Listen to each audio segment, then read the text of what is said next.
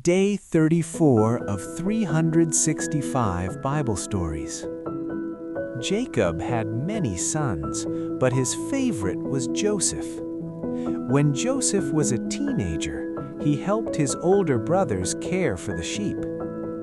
One day, Jacob gave Joseph a special gift, a coat so colorful and bright that everyone noticed it whenever he wore it. Because of this, his brothers grew jealous, knowing that their father loved Joseph more than the rest of them. One evening, Joseph shared a dream with his brothers.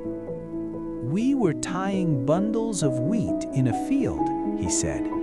"My bundle stood up, and your bundles bowed down to it." His brothers laughed and replied, "So you think you will rule over us?" Later, Joseph had another dream. When his brothers mocked him again, he told his father instead.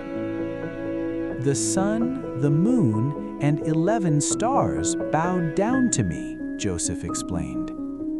His father asked, "What could this mean?